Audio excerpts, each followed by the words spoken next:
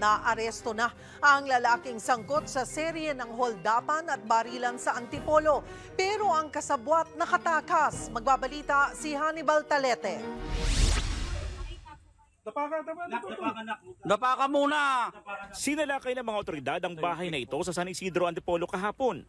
Diyan kasi nagtatago ang dalawang sospek sa serye ng pamamaril at holdapan sa lugar. Tanging si Jason Jimenez alias Tayman lamang ang naaresto. Pero ang target na si Jeffrey Arevalo nakatakas. Ito pong ating pagkaka-aresto doon sa alias Tayman ay pagkaka-identify ng alias Jeff ay nagre-resulta sa tatlong kaso na kinasangkutan ng mga suspect natin. Si alias Tayman at Jeff ang tinuturong responsable sa pang-hold up ng isang coffee shop sa Bagong Nayon Gate 2 nitong September 20.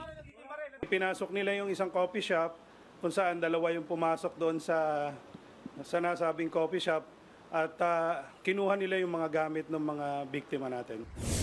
Sa CCTV, nakuha ng pulisya.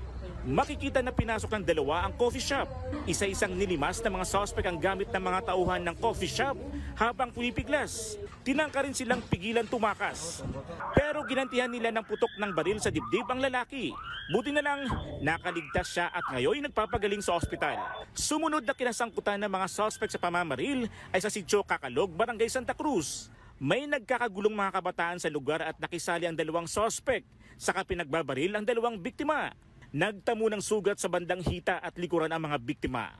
Magkasama na naman di umano itong dalawang suspect natin na si Tayman at si alias Jeff kung saan tinamaan po yung dalawang biktima natin.